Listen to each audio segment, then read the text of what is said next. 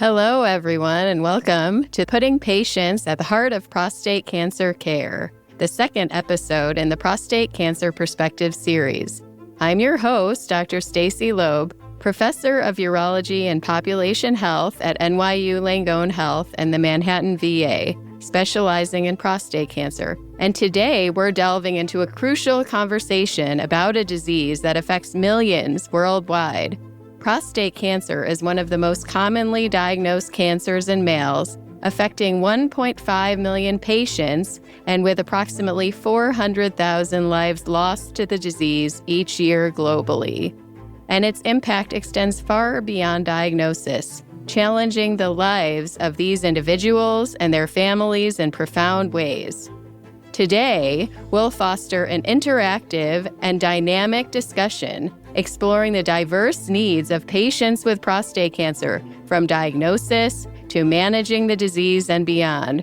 We'll examine how these needs evolve and discuss how the healthcare community can support patients by advancing innovative and patient-focused prostate cancer care. I am so pleased to be joined by two distinguished guests to bring invaluable perspectives to this conversation.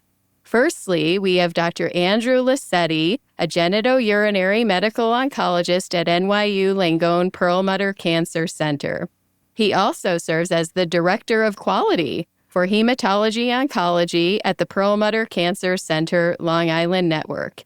He specializes in prostate cancer, leading clinical trials for novel therapeutics and developing innovative remote monitoring strategies to optimize the patient experience. We are so thrilled to have his expert perspective on patient-centered care. Dr. Laccetti, thank you so much for being here. Thank you very much. Happy to be here. And we're also honored to have Rausan Battle, a film industry professional who is living with advanced prostate cancer.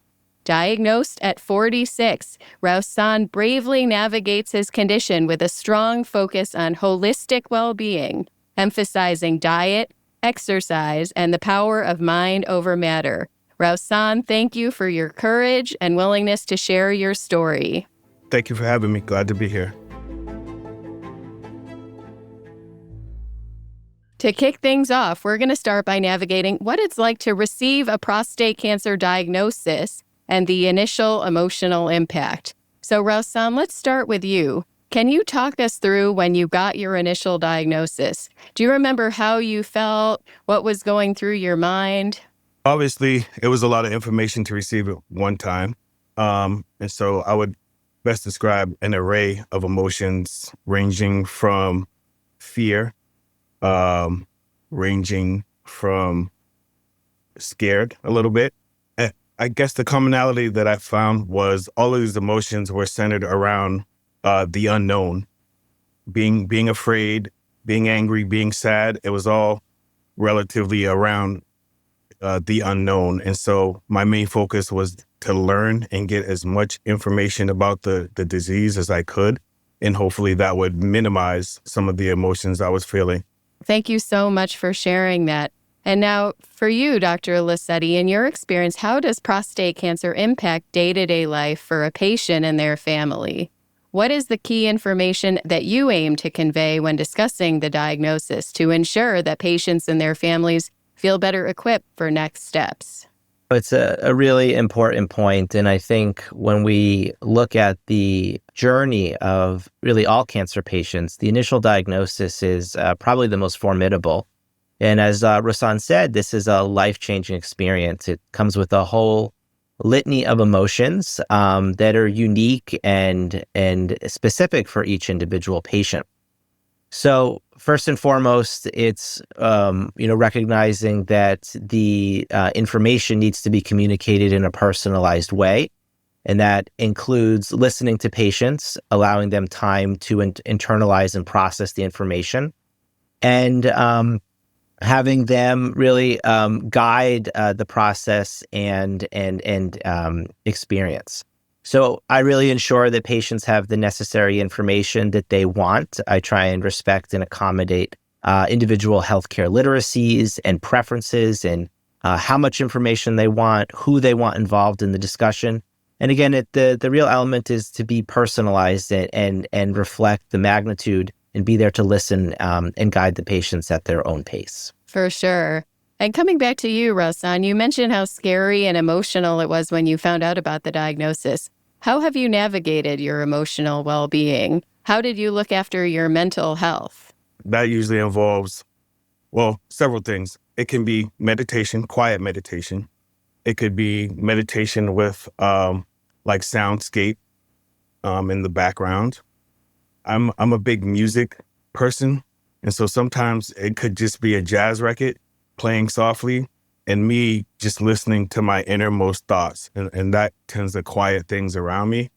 And then I have to look at my physical being, because the disease definitely has an impact on your physical, and physical and emotional are tied together. And so I was fortunate to, again, get information from where I was being treated. They have classes, Tai Chi, and also that led me to another exercise called Bagua. These are various martial arts exercises, and it interconnects the state of mind of, your physical with your emotional and your mental. Fantastic. Dr. Laccetti, we heard from Rausan some of the strategies that he's used to cope with his diagnosis. What do you recommend to your patients and their families to support emotional well-being? Yeah, so, Rausan touched upon some really important points. From my perspective, universally, I'm encouraging patients to build a support system. And that can come in a variety of forms. Many patients will lean on family members or friends to create a network that helps them process and cope and deal with the day-to-day difficulties of having prostate cancer. So surrounding oneself with loved ones and people they care about can help greatly. Other avenues of support include formal support groups or support networks, and many men will express a desire to connect with other individuals that are having a similar experience to them. So I think support groups and support networks can go a long way. And then beyond that, I think, again, as Rausan mentioned, it's a personalized approach. Some patients get great value out of physical exercise, whether it be martial arts, more routine aerobic exercises such as walking and swimming. Meditative practice, I think, goes a long way. Fantastic. Well, thank you both so much for sharing these important recommendations. Emotional support is so important. So next, I want to talk a little bit more about how prostate cancer affects day-to-day life. In addition to urology, as a lifestyle medicine specialist, I help my patients with lifestyle changes, including increasing physical activity, adopting a plant-based diet, and I've found that many patients are actually very eager to make healthy lifestyle changes after a prostate cancer diagnosis. Rausan, can you tell us a little bit about your daily routine alongside your diagnosis? What are some of the major lifestyle changes that you've made?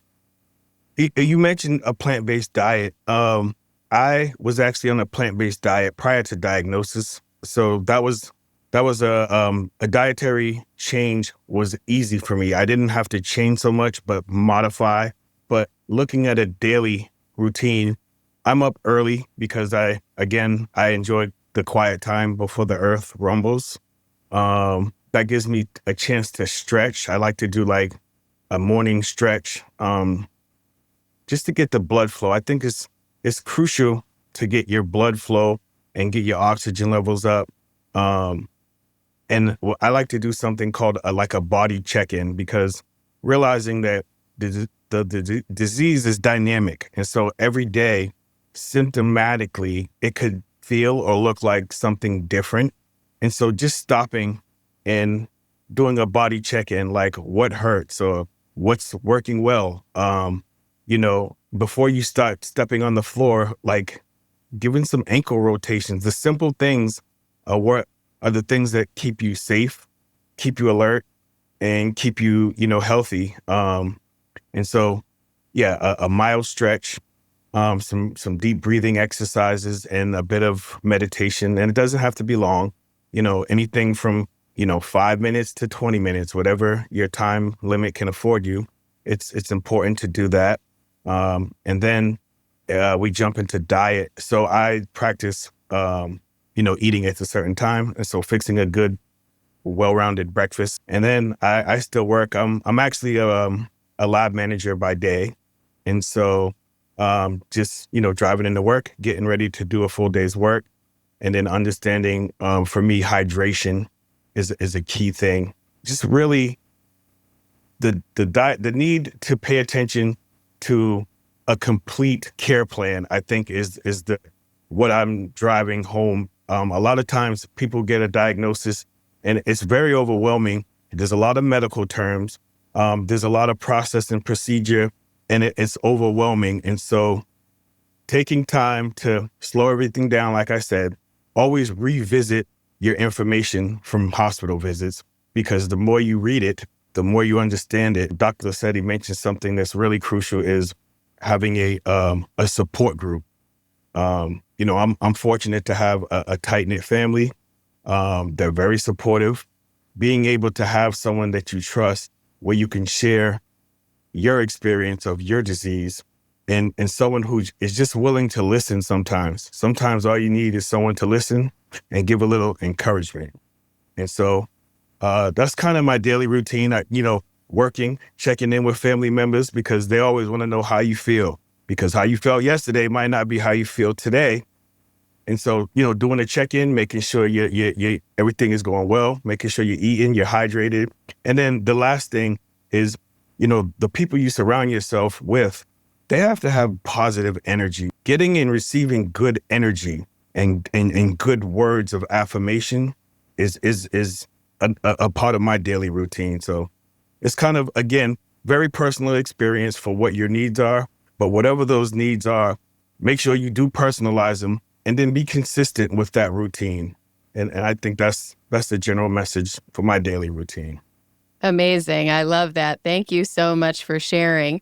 Dr. Laccetti, let's jump over to you. What considerations do you think are important to make sure that patients receive comprehensive care beyond just management of the disease?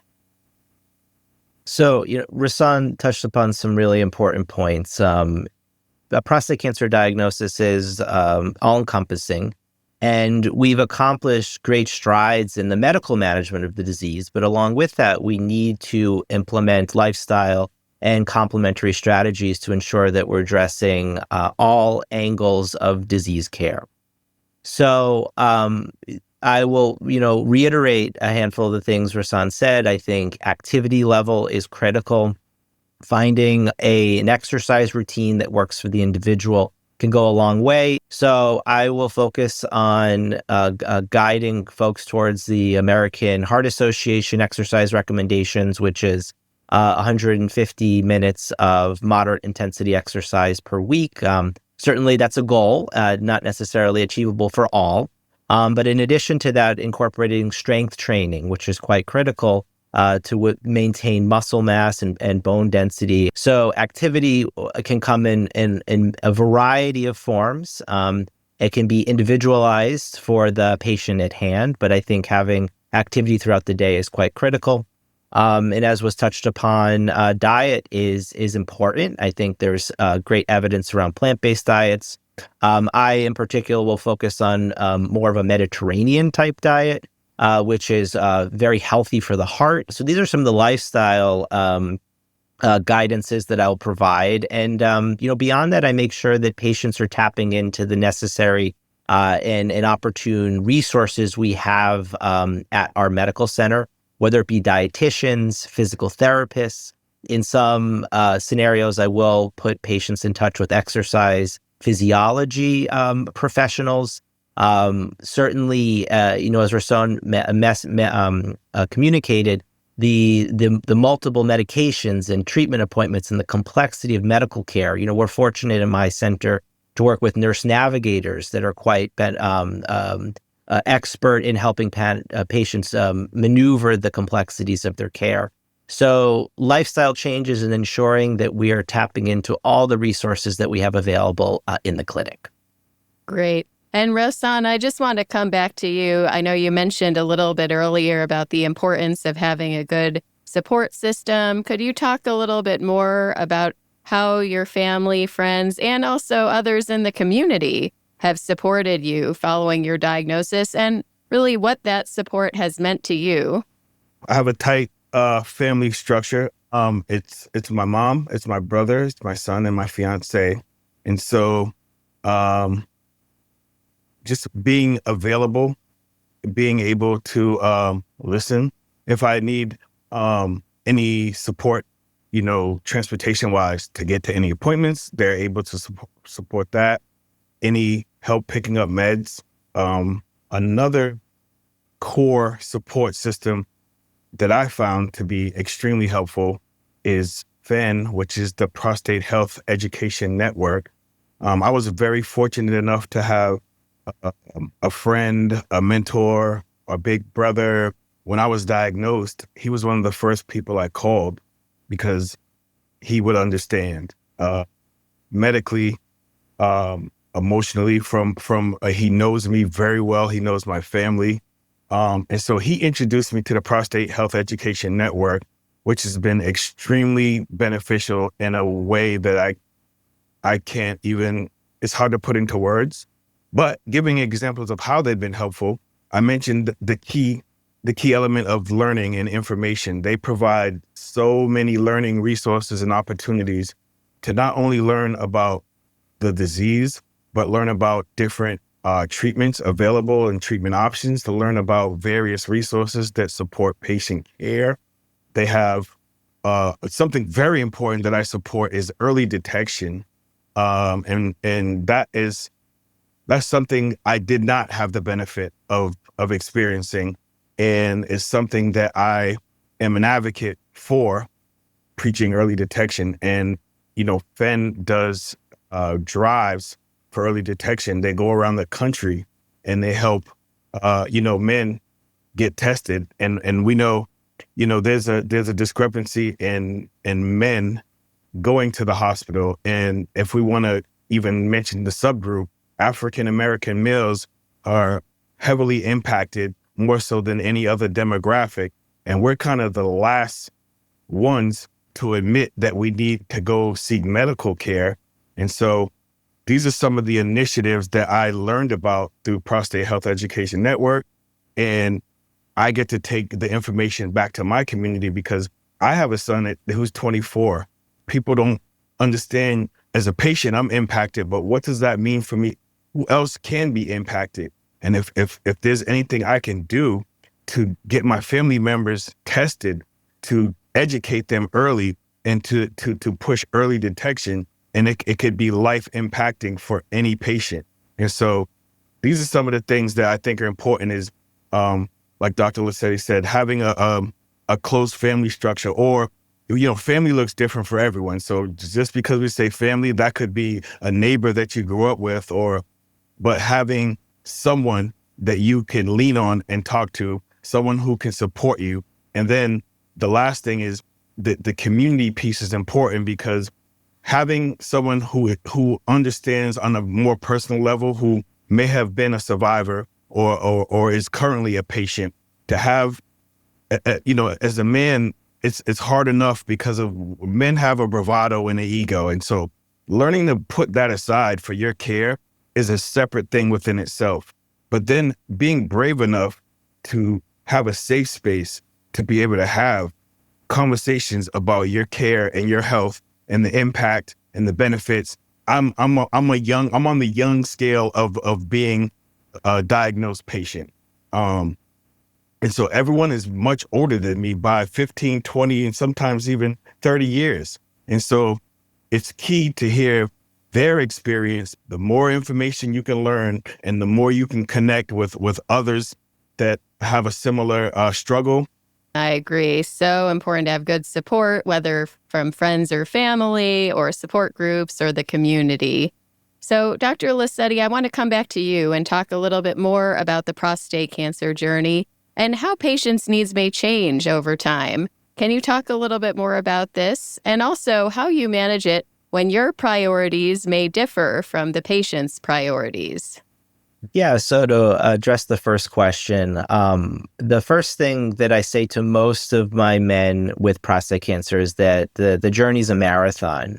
So first off, I think we need to determine where patients fall in this journey. Early on, around the time of diagnosis, as we alluded to earlier, there's a lot of anxiety, there's a lot of information, and a huge shift on a patient's perspective on their life. So acknowledging that, providing the necessary information as clearly as possible, reiterating that information and allowing for time for questions and processing the information is very important. And I think a great need at the initial portion of the journey. So as men settle into the reality of their diagnosis, the treatments that they need to begin, then I think the needs shift towards addressing the day-to-day reality that one has a chronic, potentially life-threatening condition that changes how they approach their life and some of the psychological and psychosocial issues that come about. In summary, I think it's, again, realizing that there are different stages in the journey that have discrete and unique needs. Being aware of that, meeting the patient at where they're at, listening a lot, and customizing your approach accordingly. The second question around, managing priorities, I think that there's a pretty, succinct answer to this. So my priorities are never at odds with those of the patients. I may have a different opinion, but ultimately my priority is to ensure that I am providing treatment and being a support for patients in line with their own priorities. So it's, again, a lot of listening. It's taking the time to learn where an individual patient comes from, what's their background, their cultural beliefs, their priorities, and taking that information and customizing the treatment program around that. So my priority is the patient's priorities, and I'm an educator, and first and foremost, and I do everything that I can to meet the patient's needs. Fantastic. Rausan, thinking back on your care journey, were there any times when you felt that your needs could have been addressed differently by your care team? Yes, actually. Thinking back, it was at the very beginning of my diagnosis. And so I guess when I first got my diagnosis, how it impacted me was, Dr. Laccetti made a great point, is allowing the patient time to process.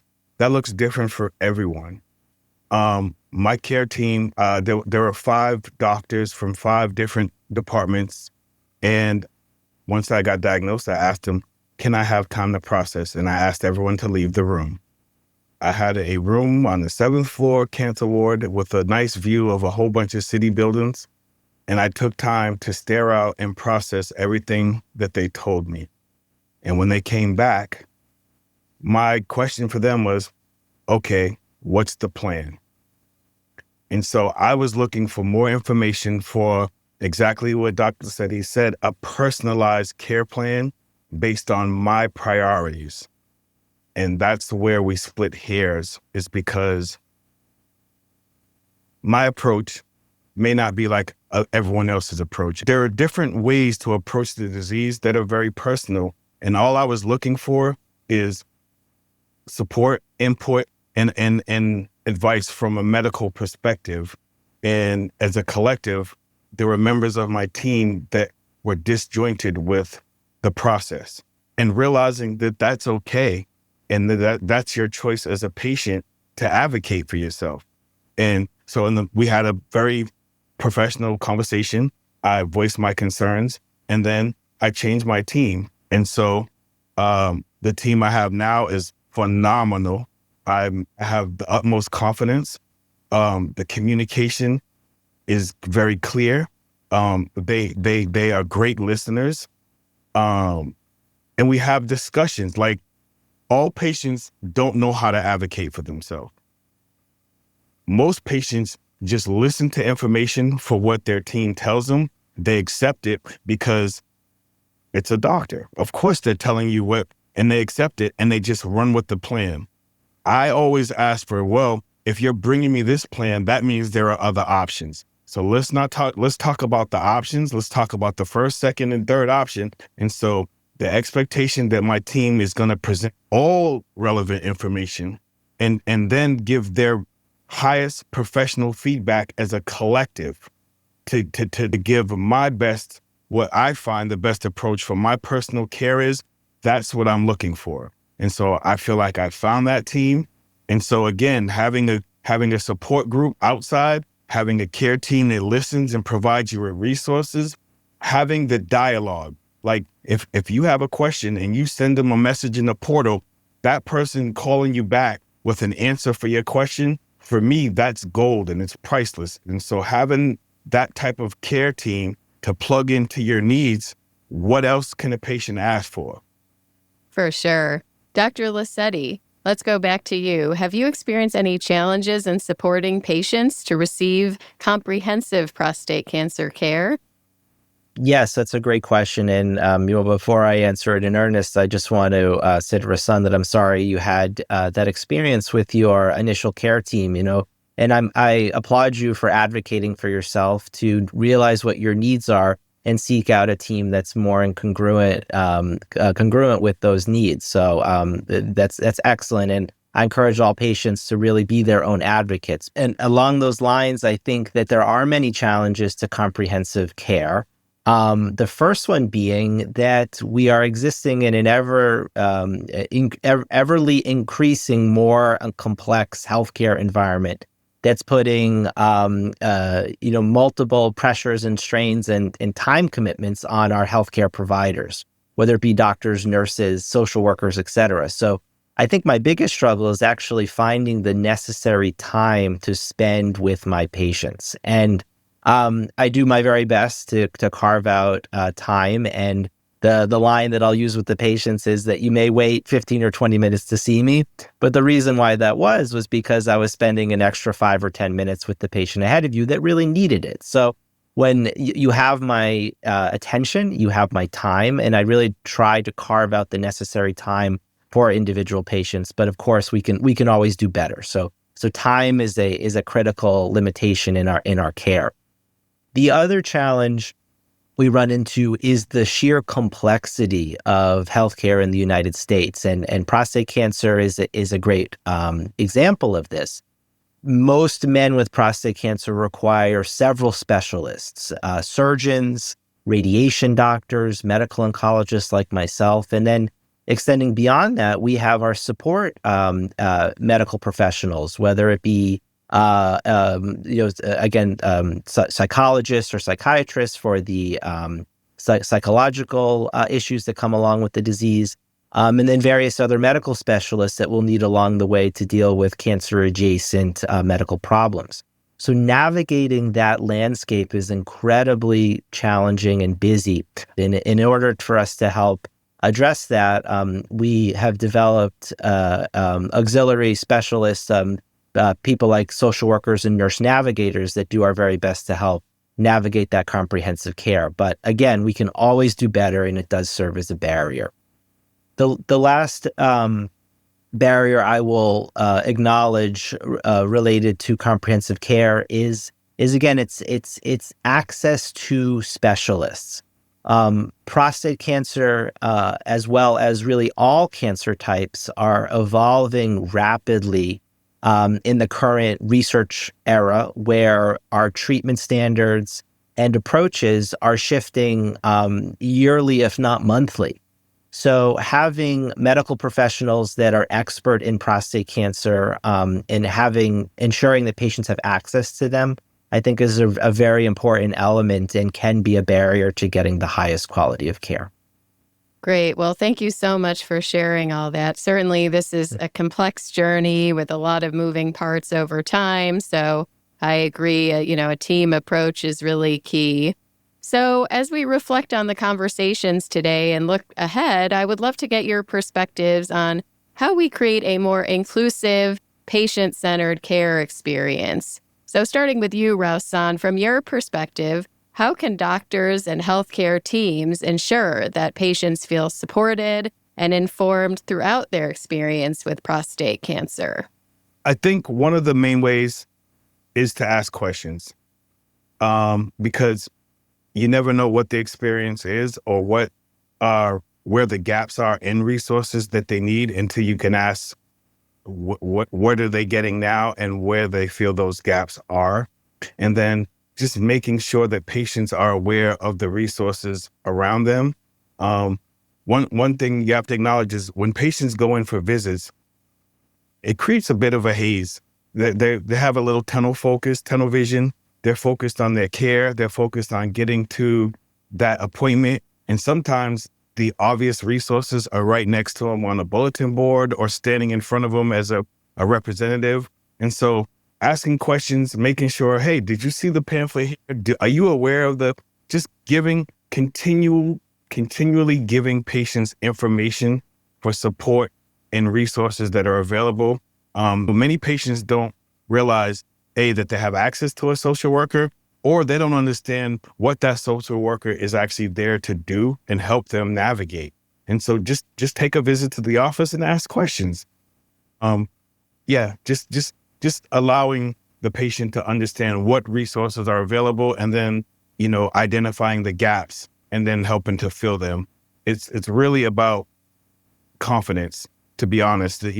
Having a long-term disease and going through physical, emotional, mental changes can impact a patient's confidence. And so again, it's information that gives confidence. Information is the key to success navigating this disease for me. Fantastic. Great suggestions. Dr. Laccetti, what actions can healthcare professionals take to promote more patient-centered prostate cancer care? So I believe centering on personalization and active listening is really crucial. We need to acknowledge not only the disease, but the cancer-adjacent issues that impact patients. These can include things like how a disease impacts their job, how it impacts one's perception of themselves, how it factors into family dynamics. So it's not just focusing on the treatment, it's focusing how the treatment and the cancer itself affects all aspects of life, and that's listening. And again, personalizing the approach to the individual patient. As Rausan mentioned, earlier, patients need time to process, they need time to ask questions, and they need time to feel heard. So despite, having a time crunch in the clinic, we really need to respect the patient's voice and give them the time to express their needs. Lastly, I'll say that, patient-centered prostate cancer care extends beyond the clinic and tapping into community engagement and grassroots organizations. Rausan mentioned FEN, which is a remarkable organization that I've been fortunate to work with myself. So it's accounting for what we can do in the clinic and then doing our best to connect patients with resources, the resources that they need through our clinic space as well as in the community at large.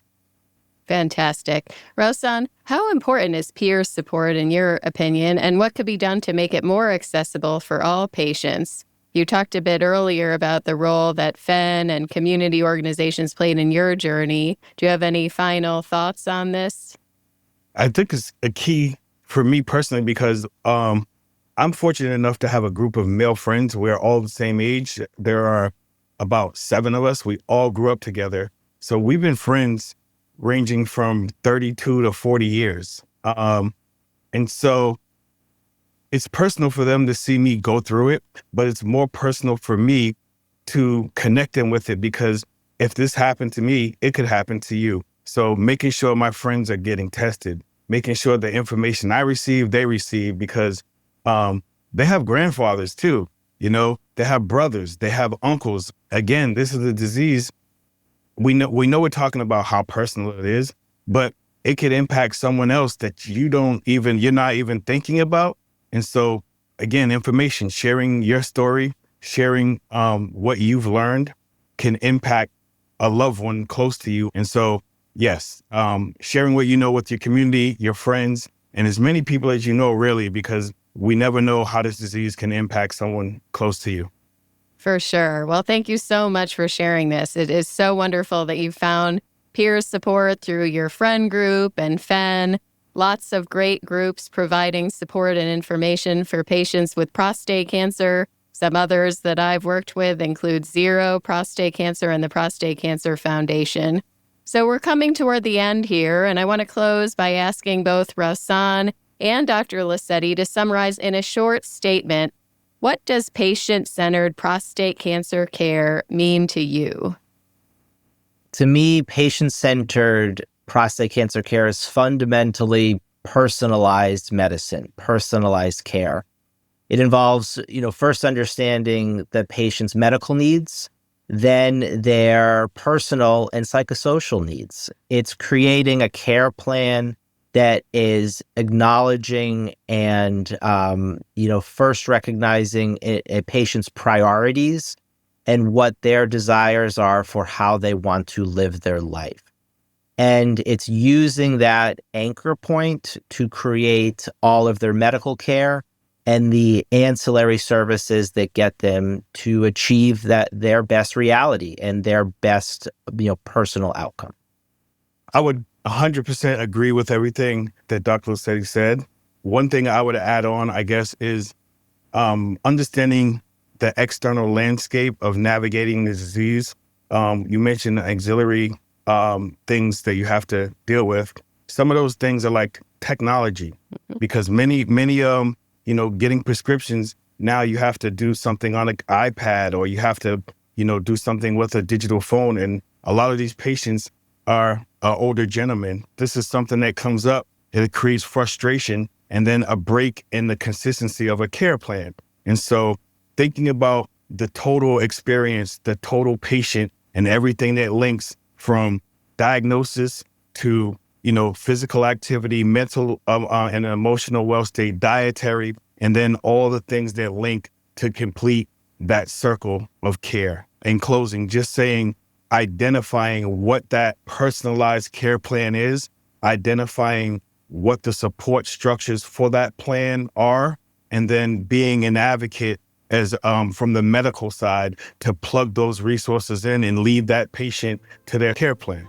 As we draw to a close, I want to extend my sincere gratitude to Dr. Andrew Laccetti and Rausan Battle for joining. Your insights have offered a comprehensive perspective on what it means to live with and care for those living with prostate cancer. Thank you for having me. I appreciate being here and sharing my experience. Thank you, Dr. Loeb. I'm very happy to be here as well. What has resonated throughout our discussion is that putting patients at the heart of prostate cancer care takes a collaborative effort, prioritizing well-being, advocacy, and leveraging strong support systems. Thank you all for listening. We hope this conversation has provided valuable insights and encouraged a deeper understanding of this vital topic.